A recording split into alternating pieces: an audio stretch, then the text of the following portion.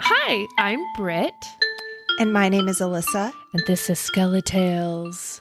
And this is the podcast where we strive to answer the age-old question of, is my dead grandma watching me? Alissa, I don't know if you know this about me, but I have a bit of road rage. Really? You are full of surprises, Brittany Kilpatrick. Big time. So before kids, I would just throwing the F-bomb around all the time, yelling with my windows up. Fuck you! Wait, with your windows up or down? Oh, up. Except for that one time where my window was down and I was yelling and I made a girl sad. She goes, I hear, sorry. Oh. Oops. Okay, so I have kids now. I have to keep it PG. I can't be throwing the F-bomb because they just copy everything that I do. So now when I'm driving and someone cuts me off or swerves in front of me, I'm you doo-doo head, you should really just learn to drive.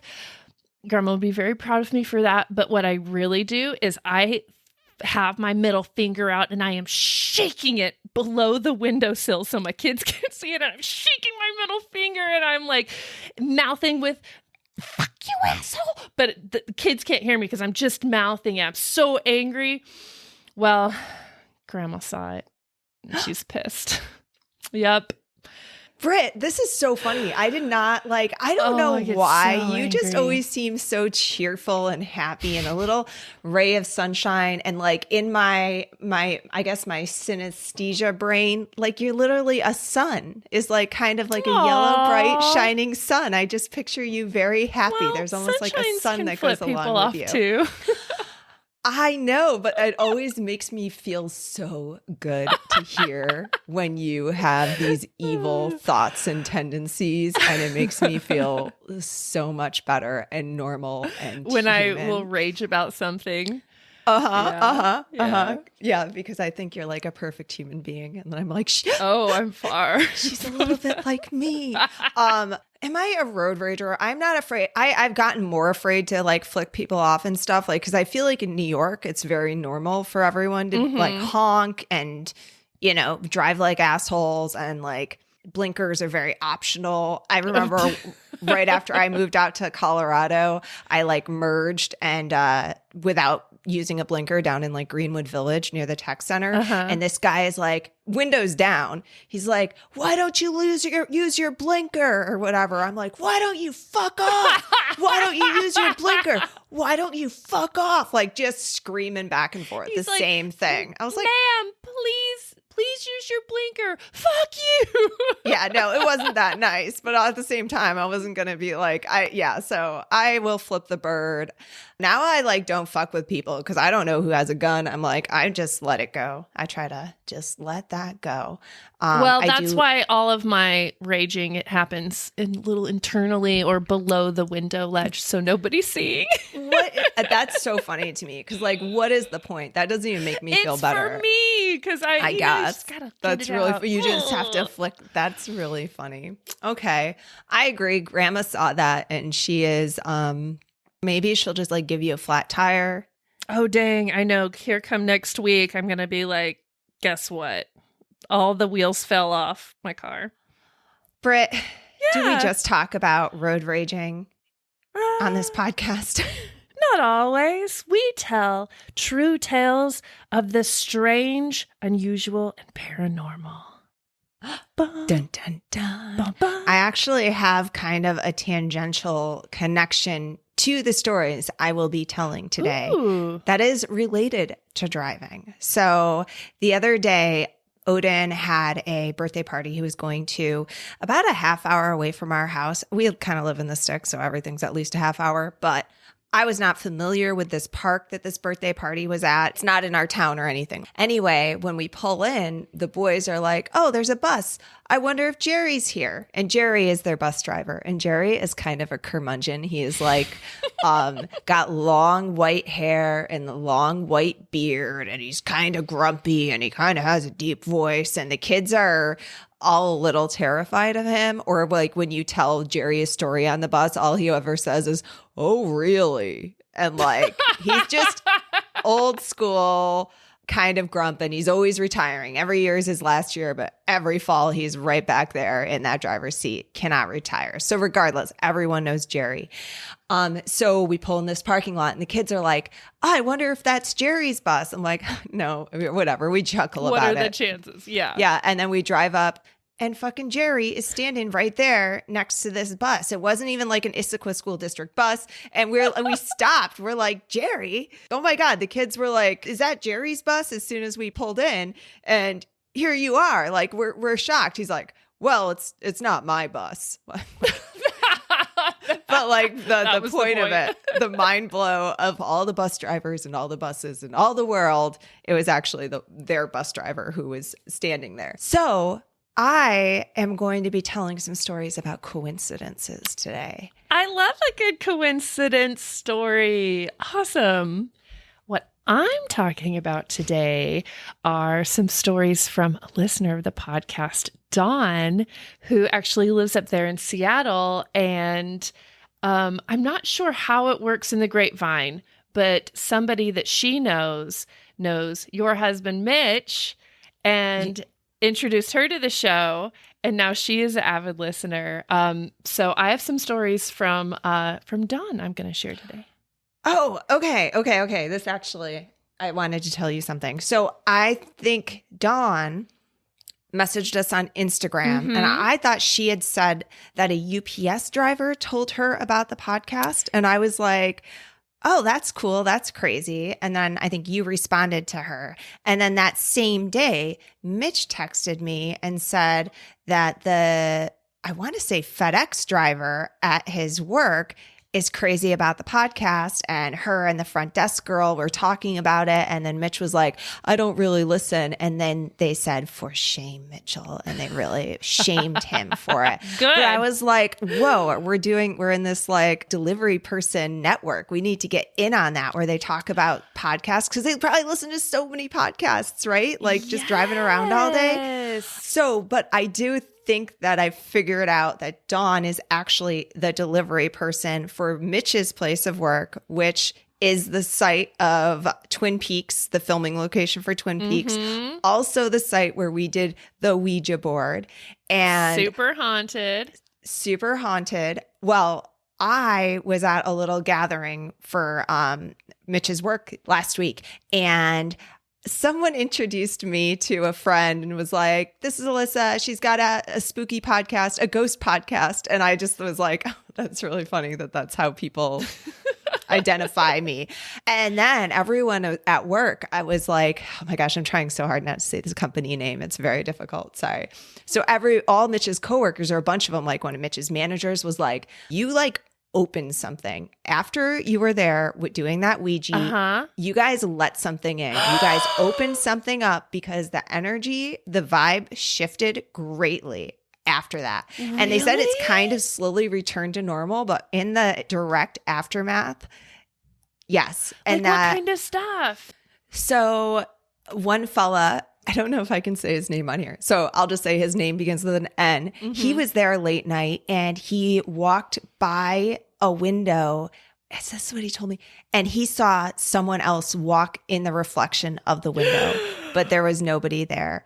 But yeah, that was the vibe, and everybody agreed. I was so shocked to hear it. Like, I was like, oh my gosh, wait, what? They're like, oh yeah, after that happened, after you guys did that, you like opened something, and it was real freaky, and there was a lot of activity afterwards, and people seeing things, hearing things, and feeling things. Well, Mitch heard somebody in the hallway, a woman's voice. We downplayed it a lot when it happened, but you had brought a whole slew of like vampiric things, crosses and garlic and coins and things. Your bag of garlic bulbs straight off fell off the table. Nobody touched that. That's on video. Like, it was very active that night. So do you think it's vampires? No, I think it was ghosts. That's what you're saying. Fine, sure. The holy water. I love hearing that, though. I know. I guess I've been meaning to tell you that. Follow through with like people who still work there. Like, I know. That's cool. Let's go make more places more haunted. I think that's what we do. That's our job. The ghost podcast. We bring the ghosts. We bring the ghosts. We will open a portal very irresponsibly, not fully close it, and make your situation even worse. Oh, real quick. Do you remember week before last, I told a story of levitation? Yes. 2 of them, in fact. One about the person in Shrewsbury? I don't remember. In England, who levitated twice, somehow levitated into a room, and then a possessed house, the little girl levitates. We get an email, a listener email from fangirl Dion, your girl. Hey, but I'm gonna read the email because she was talking about levitation, and that's what I talked about. So, also, you hog all the Dion stories, so I'm just gonna steal this one. I didn't try to fight it. I saw that title and I was like, that's not for me. Heads up, I did not pre-read this, so we're all reading this My for the favorite. first time. All of us. Love it. Hi, Britt and Alissa. Dion here again. Hi, Dion. I just heard your last episode with levitations. Although not supernatural, my husband smoked what he thought was pot when he lived in Poland. Love the start of this already. You should see the smile on my face. We really need to start putting these videos up because as soon as you mention that, I'm in. He was up in the mountains at a giant party and took a joint that was offered. All of a sudden, things felt wrong and he felt severe chills. He said he felt himself levitate and look down at himself.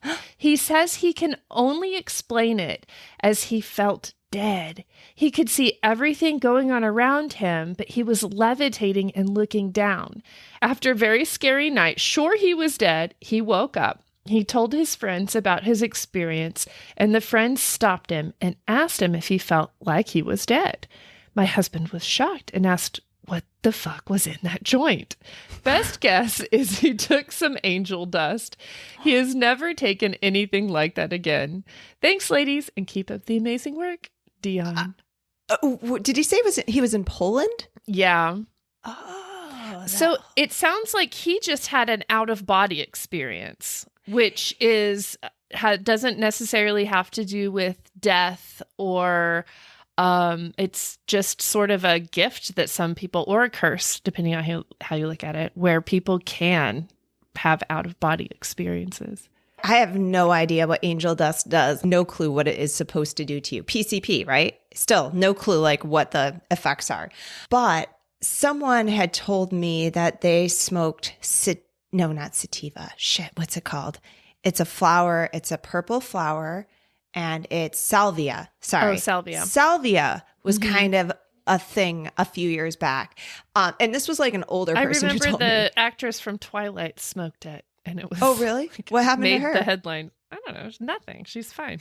Oh, It's okay. just Well, like- salvia, they said that it was very acute what happened, but it like fucked them up. Like I think they saw their arm like floating away or something like that. Whoa. So I do wonder if we're going to guess the drug that I feel like Guess this drug. that could be it. Or also, I don't know, DMT is supposed to kind of give you, I'm not exactly even sure how you ingest that, but people will do some weird ass shit and sprinkle shit and drugs like mushroom dust and shit like without asking people, which I think is freaking bizarre and weird, and assume people will enjoy that. I smoked a joint one time that was laced with something. No idea what it was. I did not have an out-of-body experience, but I saw like it almost was like lacy strings, like almost like spider webs all around. And I just kept having to like, why are there so many spider webs all over me? It was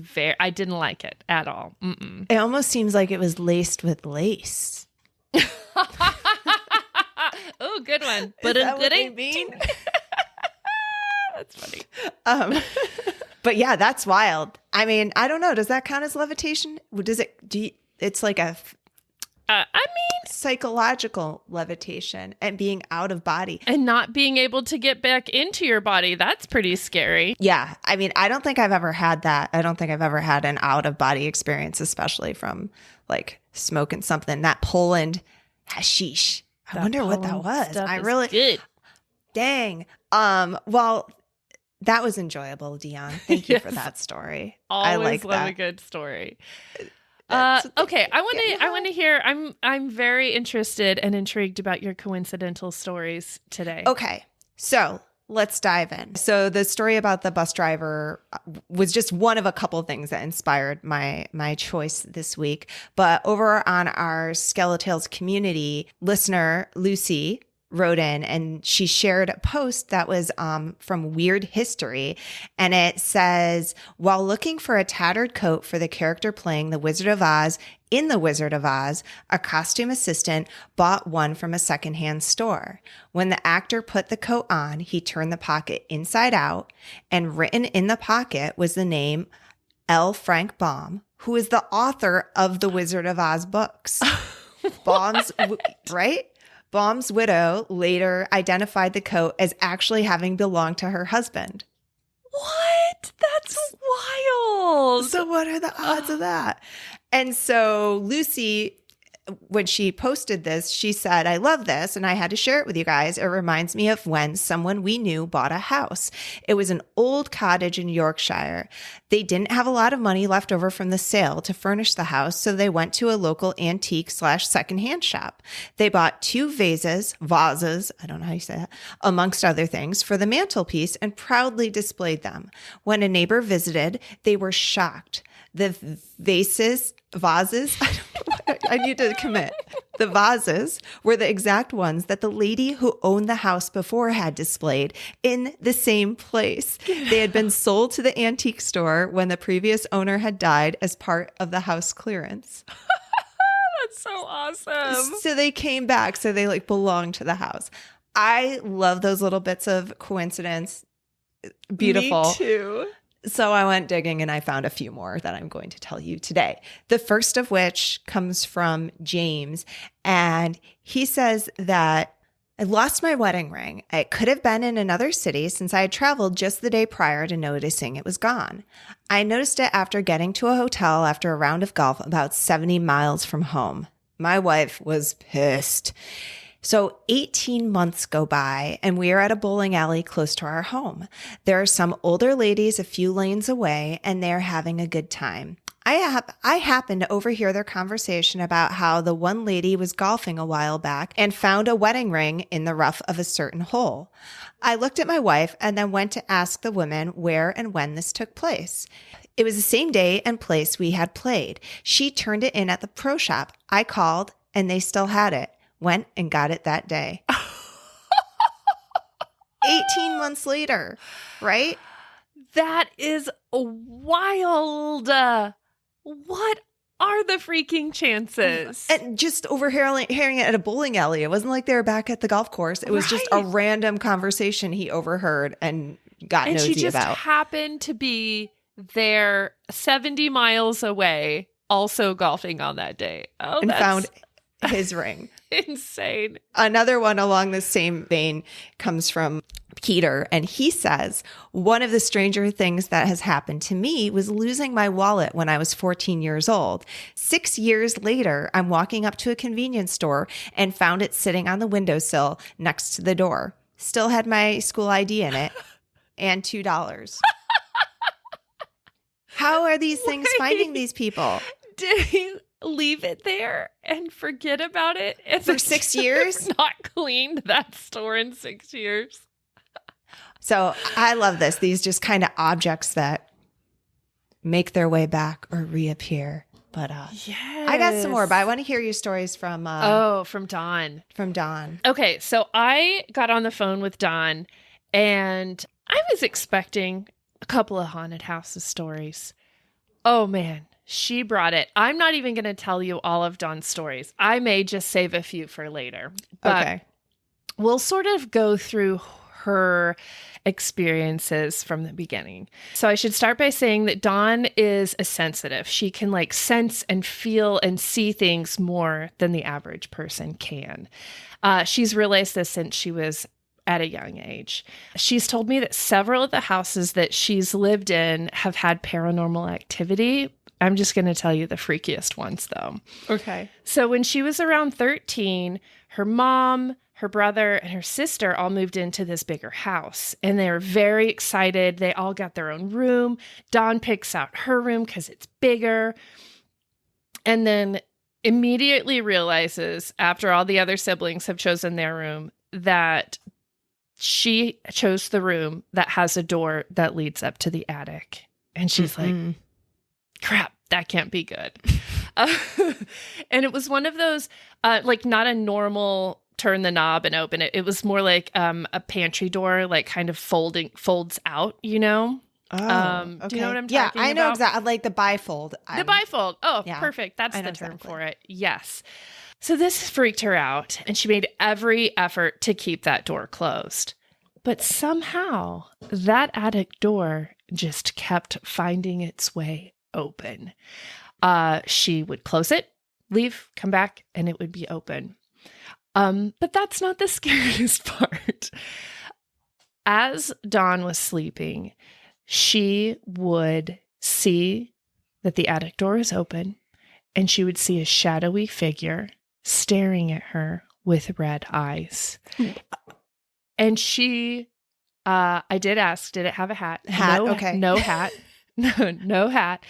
But she would immediately cover her head with the blankets and just like hope to God that whatever it was would just go away.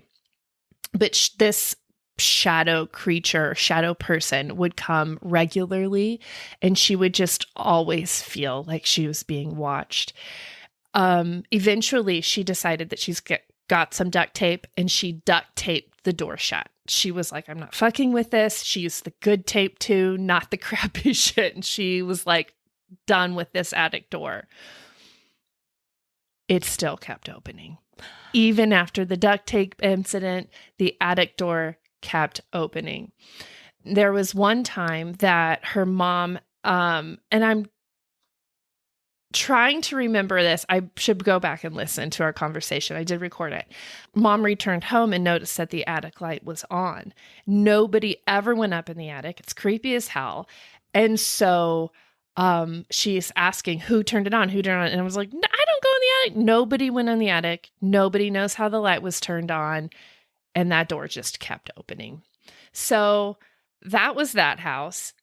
So glad to move out of that house, but we're fast forwarding a few years when Dawn's around 19 years old. Her mom knew a person who lived on an old dairy farm, and the dairy farm wasn't in working order anymore. The man just lived there with his 7 Arabian horses. The man decides that he's ready to like retire and move to Florida, but he wants to keep the horses. So he asks Dawn's mom if she could come move her trailer on the property and take care of the horses. And that is how Dawn came to live on an abandoned dairy farm when she was 19. So wandering around the property, she always felt like something or someone was watching her. And one summer night, her and her boyfriend were out there, and the trailer they were in was really hot and cramped and small. And so they decided to pop a tent and sleep outside that night. So they get settled in the tent and they lay down, and Dawn feels a cat walking across her chest. But there's no cat in the tent at all. It kind of freaks her out. And she sits up and she tells her boyfriend, and you kind of shrug it off as just a weird thing. And so she lays back down, and a few moments later, she feels a hot hand grab her ankle and pull her towards the entrance of the tent. And before she can even scream, her boyfriend goes, "Did something just pull you?" She goes, "Yes." And she looks at her ankle, and there's the slight imprint of a hand on her ankle, and it is hot and tender to the touch. So they get the hell out of that tent and end up sleeping in her boyfriend's car that night. So on the dairy farm, one of the rooms used in the farm was this large room for her mom's exotic bird collection. And around dusk one night, Dawn heads into the bird room and she is cleaning up and she has this tray of poo and is walking towards the door and she sees a man standing there in a white trench coat and large black boots.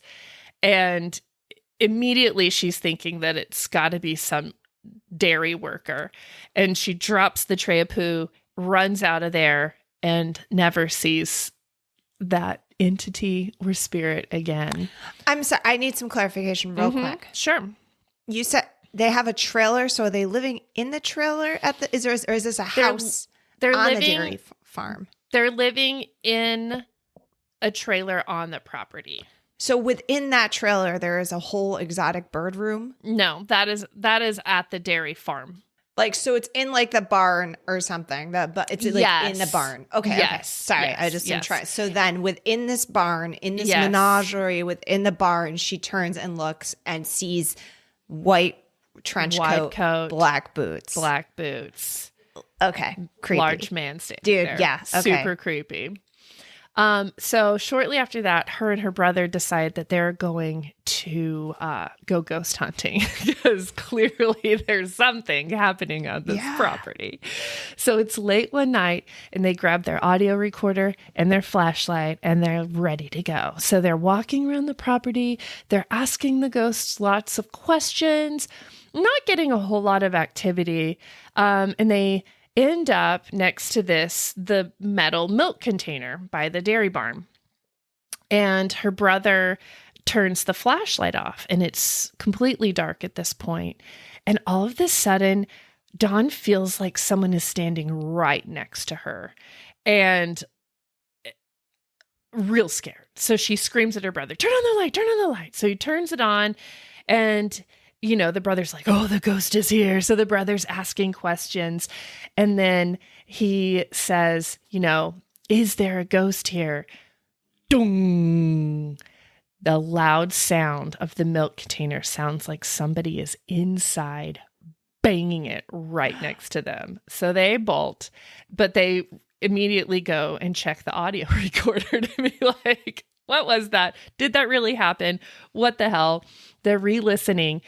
They hear the brother ask, is there a ghost here? And they hear some whispering. Dong. So there was something speaking to them that they couldn't understand. And then the dong of the milk container. So I'm trying to think if I want to. All right, I'll tell one more. We're on a roll here. And then I'll let you tell some more. And so I'm sorry, the milk container is like a storage bin for the milk. Like they milk the cows and store it in the. Yeah, I'm imagining one of the cylinders, large cylinder type things. Okay. Almost like a propane tank, but larger and for milk. That's what I'm envisioning. Okay. Dawn can correct us if we're envisioning the wrong thing. Okay, so about a year later, she moved off the dairy farm and into her boyfriend's house. So she's around 20 at this time. And we'll call this boyfriend Sam. So they're living in Sam's house with his family. And I'm not sure who all is living in the house. I know he has a couple of sisters and he has a little 5-year-old brother and his mom. But around this time, she's working with Sam and his family, or his mom at least, cleaning buildings at night. And one of the buildings that they're cleaning is this yoga studio gym. And it's 3 stories tall. And immediately when she walks in there, she gets the creeps. She's especially freaked out by the cycling room that's on the 3rd floor. She realizes that there's nothing especially scary about it. It's just a typical stationary bikes with a mirror, but she refuses to even go in there. It freaks her out. She does not like it at all. So one night they're cleaning and she's down at the bottom floor cleaning the men's bathroom. And it's near sort of the hot tub, the pool area. And she hears this loud slamming noise in the bathroom. And she's like, my boyfriend's fucking with me. She knows that that's his style. And so she goes in there and she sees a shadow moving in one of the stalls and she yells out, she's like, I know you're in here. And she looks under the stall, no feet. She opens the stall door. Nobody's there. She opens all the stall doors. There's nobody in that bathroom.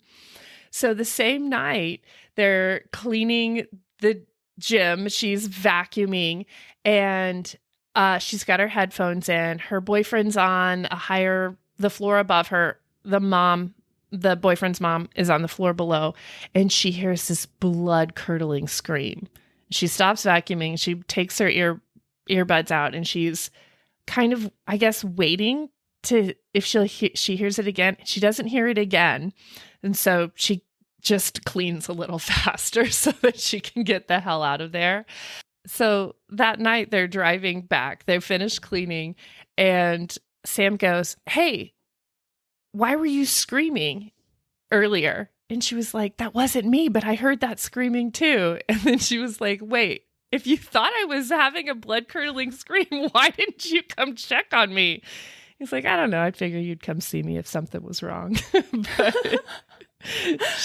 he was known to be a bit of a dick, she told me. Oh, so, walk it off. Sounds familiar. So a couple of weeks later, they're cleaning the same gym, and one of the employees is sneaking a friend in to use the tanning beds after hours. And so Dawn goes up, doesn't care about the tanning bed situation, but asks the girl who works there, she goes, "Hey, have you had anything happen here? Like, is this place haunted?" And the girl didn't want to talk about it very much. And Dawn was like sort of trying to explain like the things that had happened to her. The girl goes on to tell her that not too long ago, down on the bottom floor, a man had drowned in the hot tubs there. And that he'd also been spotted, the shadow, by several other employees in that area. Now, the next story that this employee tells gave me the chills. She tells Dawn that several years back, there was a gym member who was taking a cycling class when her disgruntled husband shows up to the gym, goes into her cycling class, and murders her on the spot. Holy shit. Yeah. Oh, the screams. The screams. And she didn't want to be in that room anyway. I would have just chalked it up to a giant mirror. That's enough to keep me out of that room. We have talked how mirrors do hold on to that stuff. I think I'm going to stop there. I'm going to stop there with Dawn's stories because there's so much. There's so much. There's so much. But that seems like a good halfway point with what I'm talking about. Okay. The one thing I want to back up to was the bifold door going up to the attic. Anyone who's encountered one of those doors knows they are the biggest bitch and they don't open willingly. Like just no, they don't just slide open. Fighting them to open them. They're always jammed. They're always caught up on something. Yes. Such a pain in the ass. So yeah, those do not just like magically slide open on their own. Every time I hear this sort of thing, though, I'm always like, you got a man in the walls but someone's living there. But the creepy shadow with the red eyes, that's... Oh, my God. I mean, if it's late at night, I don't know how the red eyes would come into it. But even like if the only element that doesn't fit are the red eyes. But like, yeah, if it's someone living in the attic, lurking, staring... Yeah, leaves the lights on. You would almost hope it was just a ghost at that point. Like... leaves the light on. I just saw a friend of the family, Q, when I was home, and he told me a story about his house that he grew up in, and same thing, they had some sort of secret stairway, or there's a stairway to the attic or some stairway, and some creature would come out of this attic. And the way he described it to me was that almost like Gollum, like this thing had like no hair. It was like a creepy ass creature. And he said it very matter of factly, like this happened. And I now wish I had followed up. I might have to call him and get that story. But I forgot about it until you said this. But like this kind of lurking creature and entity that just is like, I'm going to need more details about that creature. I hate this.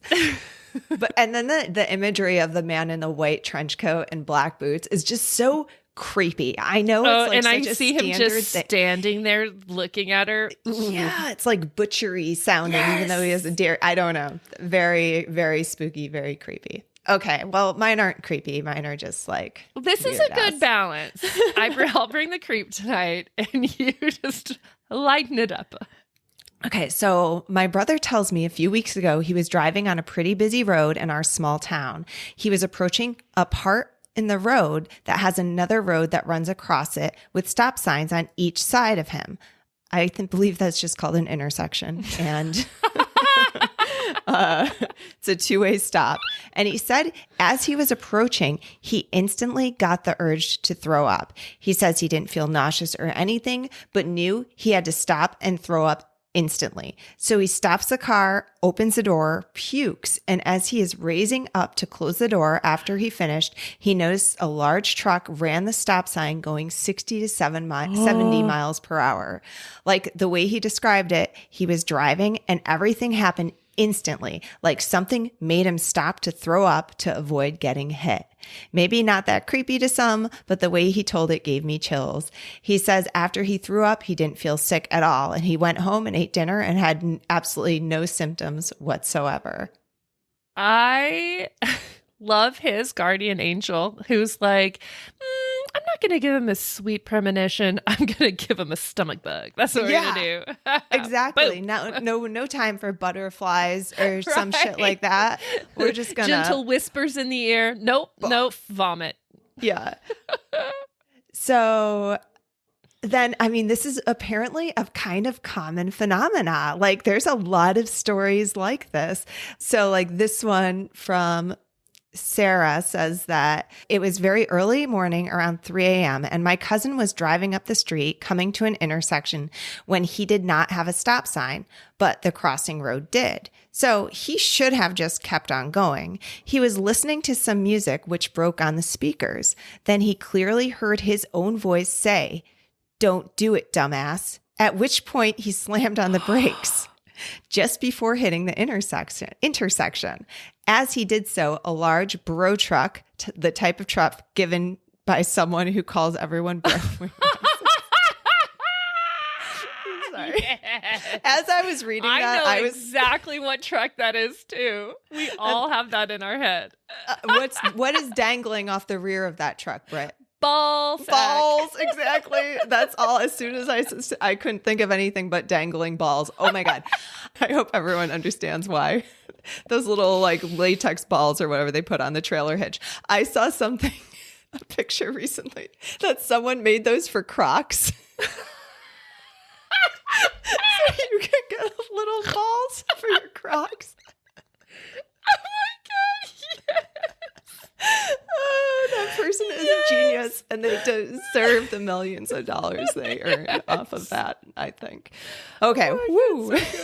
So they basically explain what the bro truck is. So this bro truck blew through the stop sign at top speed and continued along as if traffic didn't exist. If my cousin had kept going, he would have been T-boned by this idiot right on the driver's side. So that was not exactly like, that's a coincidence. That's some weird, that seems one of those glitchy Matrix things where it's like your time traveled self can go back and be like, oh, what I'm going to do is I'm going to go back in time and tell myself not to go in that intersection. Yeah. Or his guardian angel is his future self. Ooh. And I love the idea of your guardian angel calling you a dumbass. Dipshit. Knock it off. Like real... They speak your language. Okay, and then Carrie says that we were driving to Florida and stopped at a red light. The light turned green, and my dad was just sitting there.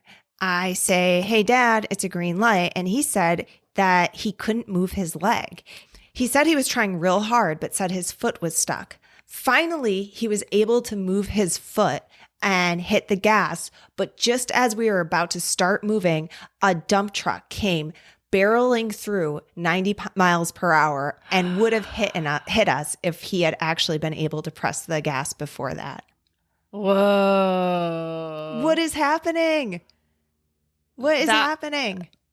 That's a good move for the guardian move. The leg freeze. Yeah. Freeze the body part. There's another one that like someone got a pain in their head and thought they were having an aneurysm and somehow it just stopped. And again, it's always like these crazy bodily attacks of some sort. And then a truck or something comes barreling through. Oh. Like a million of these. So I just like those fun little coincidental things. But I want you to get back to Don's Me stories too. because these are good. Okay. Let's transport ourselves back into Dawn's world. As you may recall, she is living with Sam, his family there. Hold on. As I mentioned before, Dawn is living with Sam and his family. So Sam's room was probably meant to be the office of the house because it has 2 double doors that open up. And you know what I'm talking about in houses, how the offices usually will have 2 doors instead of like just some like French a normal. doors. Yeah. Maybe glass. Exactly. So this is her and Sam's room is one of those. And he's got a little brother, like I mentioned, who's about 5. And pretty regularly when the brother would go in their room, he couldn't open them very well. So he'd have to like jerk them open, put his body weight behind it. And one night, Sam is working, cleaning. Dawn is at the house. She's in the room. And it's about midnight. She hears those double doors shaking. And she thinks it's Sam's little brother. And she says, okay, it's time for you to go to sleep now. And this shaking stops. And so she's like, great, he went to bed. A few minutes later, the doors start shaking really hard, like he's really trying to get into the room. So she gets up, opens the doors, and says, what do you want? To absolute darkness. There's nobody outside the room. So she runs back to the bed.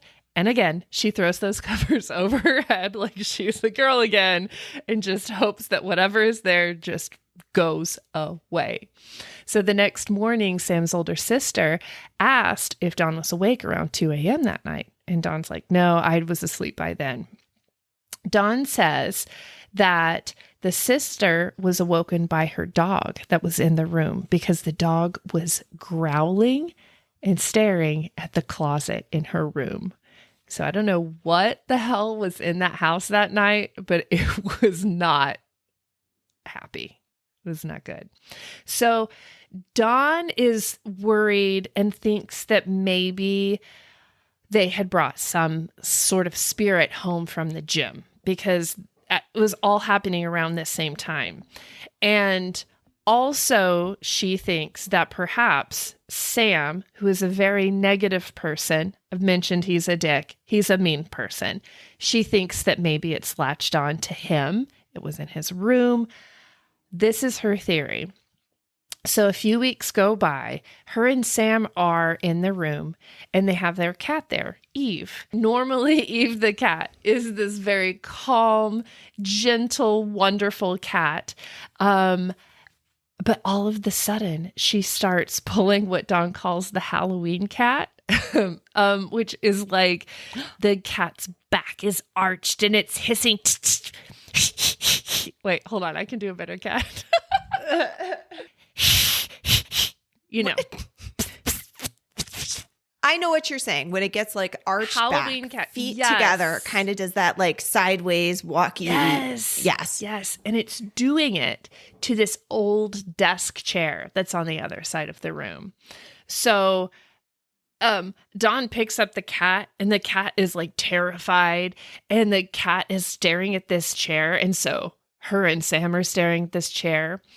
And I shit you not, they see some invisible source sit in the chair, and the chair slowly turns towards them. And they fucking bolt. They get out of that room. She ends up breaking up with that boyfriend. He's an asshole. For the better to be rid of that man, Sam. Okay, so fast forward to about a few years ago, 2021. And Dawn has a new, much better boyfriend, and they move into a new house. New for them. The house is old. It's 150 years old, and they move in with a roommate. The house hasn't been updated much, and it's pretty old. And she walks in immediately and says, this house is haunted. And they're staying on the second floor of the house. And I think it's the third night that they're there. It's around 2 a.m. And she is woken up by a tapping on the window outside the room. Let's see if I can do it with this. Everyone can imagine that because everyone has this nightmare, I think. They know exactly. They're on the second floor. There's not somebody standing outside that window. No, it's just a branch. Please. It is not a windy night. There is not a tree by the window because these are all of the things. She wakes up her boyfriend and she's like,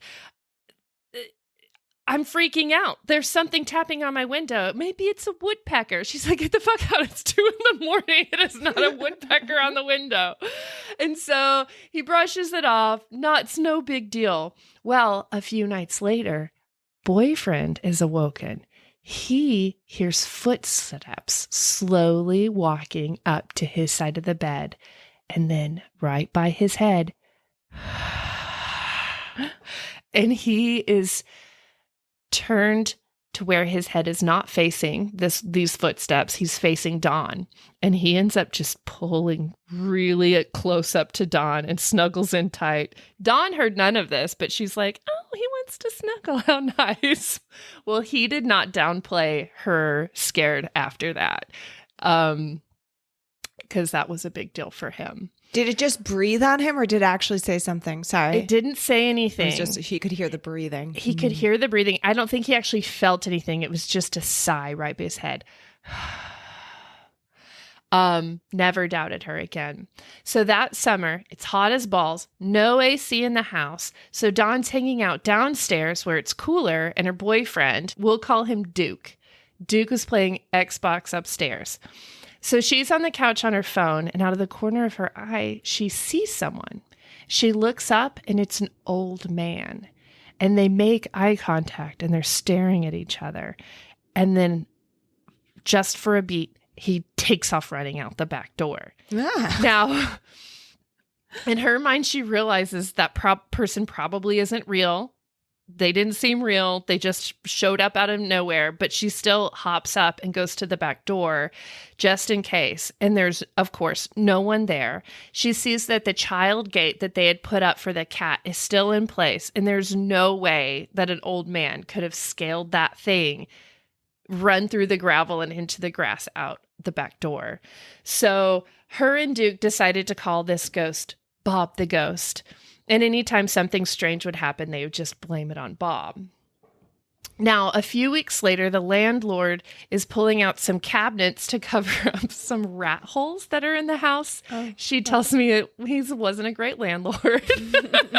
But in the process of this happening, behind one of the cabinets, they found a letter, a wedding ring, and a pay stub from Boeing for a Robert.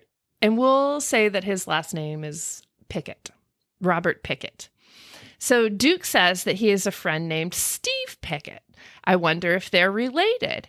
So he calls up Steve and he says, hey, do you know anybody in your family named Robert Pickett? Steve says, yeah, that was my grandfather's name, but everyone called him Bob. It gets more wild. Turns out his grandfather worked for Boeing and lived in that same fucking house that Dawn and Duke are living in. So Duke shows Steve the letter and the wedding ring, which has been cut. And he asks, do you know why this wedding ring was cut? And Steve said, yeah, they had to cut it off my grandfather's finger because he was really swollen from battling cancer. Like it was just one of the side effects, I guess, of one of the things that was happening. So Bob actually ends up losing his battle with cancer and ends up dying in that very house that they were living in. So Dawn tells Steve about her experience with the old man that she saw in the house. And Steve pulls out his phone and shows her a photo of several old men standing next to each other. She immediately points to Steve's grandfather and says, that's him, except he doesn't have a mustache. And sure enough, it was Steve's grandfather. So then Steve is telling her about a time Shortly after Bob passed away, when his grandmother was dating a new fellow, turns out the new boyfriend was a real asshole and was being mean to the grandma. And they got into it one night, and the grandma flees upstairs for safety. And when the boyfriend begins to follow her upstairs, he's met with the spirit of Bob at the top of the stairs. And Bob is standing there with his arms crossed, protecting her and not letting this man come up the stairs. So that was a story that Steve just knew, like, already about his grandfather, like, haunting this house. So one afternoon, Dawn and Duke are upstairs in their room, and their roommate knocks on the door, and he says, "Hey, have you guys been in the kitchen recently?" And they were like, "No, we haven't." They walk downstairs into the kitchen. Every cabinet door in the kitchen, including the dishwasher, was open. He said he'd gotten home and found it all open, just like that. So needless to say, they didn't stay in that house for very much longer. And Dawn is happy to announce that they are in a new house. It is an older home, but that it is not haunted. She doesn't feel any ghosts there. And darn it. I know, but yes, is happily living in peace at this house. Oh my gosh. Okay. I love those stories. There's a coincidence. You like just poofed on all my coincidences story with a stellar coincidence story. Found objects, coincidences, long lost family members. That story had everything. What did the letters say?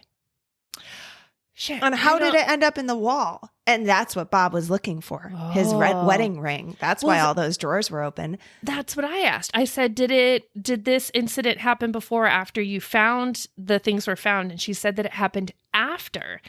I would think that all the cabinets would be happening before the stuff was found. But maybe now that he knows that it is found, then he's like, where's my stuff?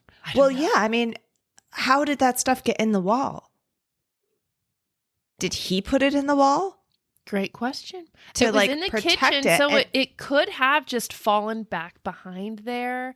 Oh, the rats. The rats probably pulled it in. The rats totally took the They stuff. do that. They do that. steal things. Her boyfriend has a photo, and she's going to send me that photo, and I will totally post that up. So maybe, I don't know if we'll be able to read the letter from the photo, but if not, I'll go back and ask her what was in the letter. I love that. Well, then I wonder if whatever realm Grandpa was in, Grandpa Bob thought that Dawn was a ghost because he booked it the fuck out of there. That is a normal reaction when somebody sees a ghost, like, and an old man running is like. One thing she did mention, though, is that the way she wears her eye makeup, she has sort of a cat eye that she does with her makeup. And he says that his grandmother used to do that same exact style with her eye makeup too. And so it gets me thinking, like, this is why the grandfather's like presenting himself, I guess, to be like, oh yeah, like he's like, oh shit, wrong house, because he like thought it was the grandma. Then he's like, yes, and because he's like looking at her like, wait, no, wrong person. Bye. Well, and I do believe either I saw it on Dawn's Instagram or she may have mentioned it in her message that she's a cosplayer. So yeah, her makeup is likely on point. Oh my God. And then Mitch said that too. I have to say something really quick about her cosplay. So I was supposed to talk with her this past weekend.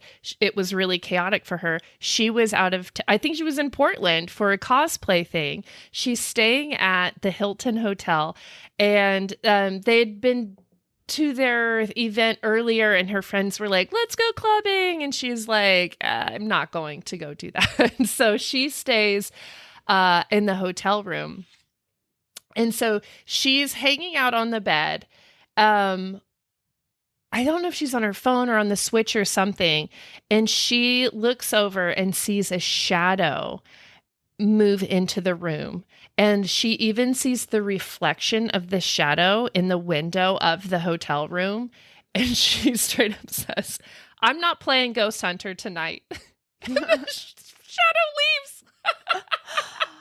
Oh, it goes out the door. And so her friends go home later and she's like, hey, our room's haunted, by the way.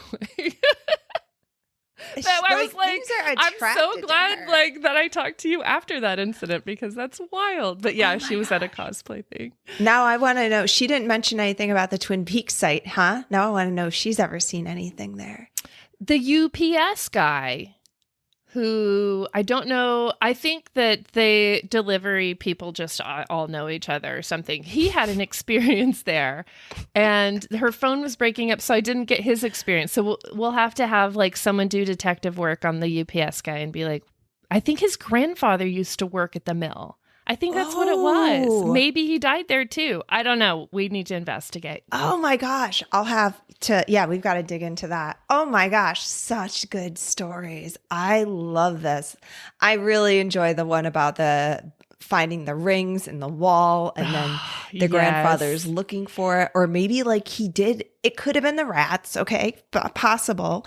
But he could have also like tuck that stuff away as maybe a way to attach himself to the house. Who knows, right? And like then it was like moved. And well, I imagine the grandson took it, right? Like if you find someone's grandfather's ring, you're probably going to give it to them. Yeah. You know? The friend has it. Yeah. Yeah. And then he was, that way he could kind of protect the house and protect his wife.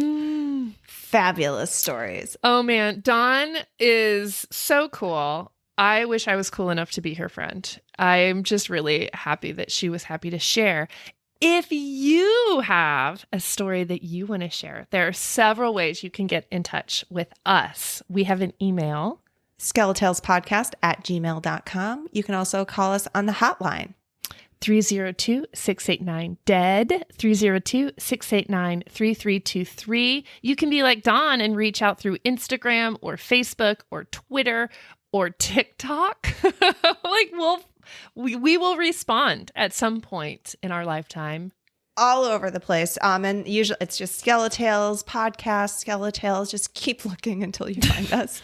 We try to be on everything. And if you want to check out Dawn's cosplay, her Instagram is Dawn Frost Cosplays. And it's pretty fun. There's one of her as Skeletor, and I'm jealous. It's so awesome.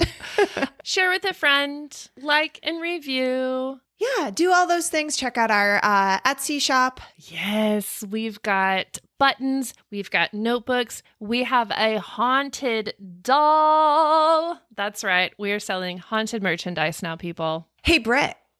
Yeah. One more thing. Haunt you later. Haunt y'all later. Good night.